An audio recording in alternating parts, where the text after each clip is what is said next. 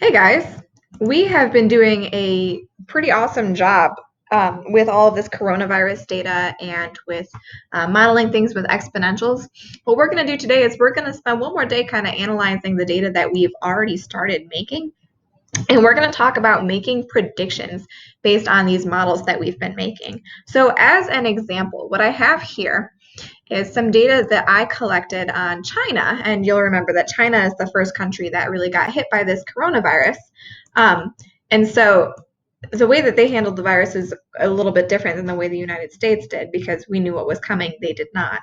So this is within some of their first 10 days, right, of the virus infecting them. Now, the other big thing is that these aren't super accurate in that they weren't recording the numbers as well as they could have been because they just didn't know that there was an outbreak happening. But what we're going to do is we're going to estimate. We're going to create a function to model the data that I have already punched in. So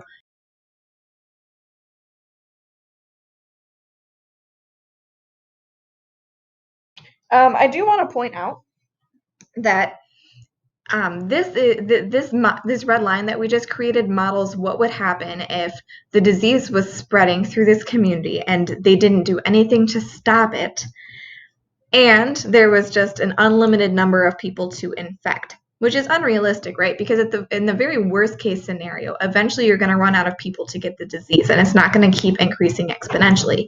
And in reality, China actually started doing quite a bit of stuff to stop the spread of the disease. So I just want to show you guys the real graph of what happened in China. So it started out following this exponential shape here, but eventually, and this is where they kind of made a goof with their recording stuff, but eventually it leveled out because they introduced a whole bunch of interventions and quarantined a whole bunch of people and stuff, and they got the disease to stop spreading. So luckily, it did not follow this red line forever because they did stuff to stop it. But what we're going to do today is we're going to do some modeling based on what if we don't do anything to stop it.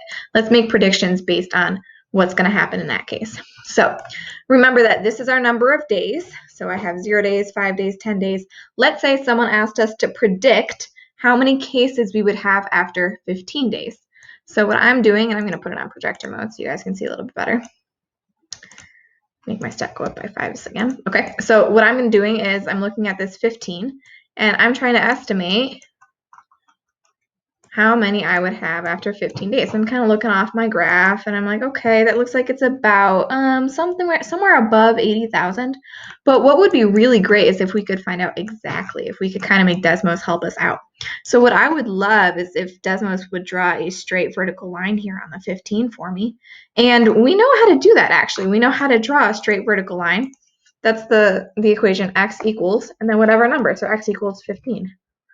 So it did it for us, and now what I'm going to do is I'm going to zoom out. I'm going to click on where they intersect. Oh, hey, there's my answer. So after 15 days, my model predicts I would have 88,829 cases. So there we go. I can predict 88,000 after 15 days. What if they went the opposite way? What if they wanted us to predict 60,000 cases? How long would it take to reach 60,000 cases? So I could kind of like go over here to the right and say like, okay, that looks like it's about 13 days. I could actually get pretty close, but let's make Desmos do the work for us. Let's make a horizontal line on my 60,000. So y equals 60,000. Okay, it drew one for me. I'm going to go over here, click on where they intersect. Sure enough, it would take 13.8 days. Okay, so a little less than 14 days to hit 60,000 cases. So that's how we can use our models to make predictions. So let's look at a couple example questions that I've got for us here. All right, so looking at example 1. So this is not real life. It says scientists have determined that they can model a frog population with this function right here. So they already gave us the function that somebody made. We need to use this function to estimate the population after 12 days and estimate how long it will take the population to surpass, means go over 150,000. So let's go use our friend Desmos. Let's type in this function, f of x equals 35,000 times 1.28 to the power of x. All right, so I typed in my function. Clearly, I can't see anything because we're talking about numbers that are much bigger than what's currently visible. So I'm going to go ahead and click on my graph settings.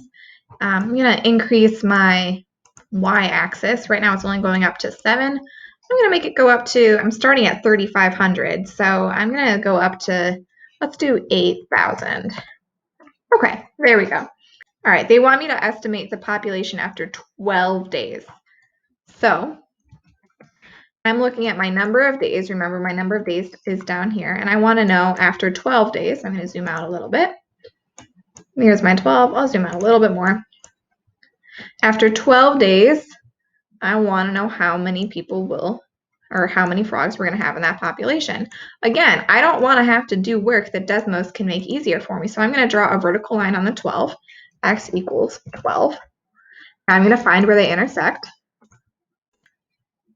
All right, and there's my answer. So I have 67,699.8. Now we're talking about number of frogs here. So I'm not going to say we have 0.8 frogs, so I'm going to let that round this up, which will round this up, which will round this up. So we're going to have 67,700 frogs. So there's my answer for that first question. B asks me to estimate how long it will take something. So this answer isn't going to be how many frogs, it's going to be how many days. So I'm looking for when we reach 150,000 frogs. This time, I'm not looking down on this axis, I'm looking at this one. And my numbers are still too low. This is 40,000. I'm talking about 150,000. So I know I'm going to have to zoom out quite a bit. Here's my 150,000. I don't need this purple line anymore. Okay, so I could kind of try to estimate on my own, but let's make Desmos do the work for us. So I'm going to type in y equals 150,000. I click on where they intersect, and it looks like it's going to take 15.2 days. Can you have 0.2 days? Yes, absolutely. You can have a fraction of a day. And so I am actually going to write 15.2 days. All right, now let's take a look at our next example. This one says a newly discovered disease, snakepox, is spreading through a community. The reported cases for the first 6 days are recorded. All right, this is actually the first 7 days because we've got 0, 1, 2, 3, 4, 5, 6, and this is our number of reported cases. All right, so with no interventions, estimate how long, so number of days, it will take to reach 12,000 cases. Okay, so they didn't give us a function this time. We're going to have to make that on our own. So let's head over to Desmos, and I'm going to insert a table and copy this into there. All right, I got my table typed in. I've got my axes adjusted a little bit. I'm going to go ahead and start coming up with a function to model this. Okay, so I'm going to use this function to model and estimate the 2 questions that it asked me. So the first question says, with no intervention, so we're not stepping in, we're not going to issue any shelter-in-place orders, estimate how long it takes to reach 12,000 cases. So stop and think carefully. Am I asking for the x-axis or the y-axis? Well, my x-axis is my number of days, right? This is after 1 day. This is 2 days, 3 days. So I don't want to do all the way over to 12,000. I want to know on the y-axis when I'm going to reach 12,000. So I'm going to zoom out until you can actually see that a little bit better. I want a horizontal line on my 12,000. So y equals 12,000. Clicking on where they intersect. And it looks like it's 12.46. I'm going to round that to 12.5. Okay, if 180,000 people lived in this community, what percent will be infected after 15 days? Okay, so I need to figure out how many people are going to be infected after 15 days. So now I'm looking on the x-axis. So 15 is going to be somewhere right around here. I'm going to change it to x equals 15. Okay, and I'm going to look up here where they cross. There we go. And it looks like it'll be about 25,695 people. I'm not going to include that 0.1 because we're talking about people. Okay, but it didn't ask me how many people would be infected. It asked me what percent. of the population would be infected. So if this is how many people were infected, in total there are 180,000 people, how do I find the percent? Well, I'm just going to make a fraction. I'm going to do part over whole. You guys know how to find percent. So I have 12,695 on top. I'm going to put 180,000 on the bottom. And I'm going to divide those two numbers. And when I do that, I get approximately 0.07. And the next number is a 0. All right, so now I need to change that into a percent. So I'm going to go 2 to the right, 1, 2, which is approximately equal to 7.0%. So about 7% of the population would be infected after 15 days.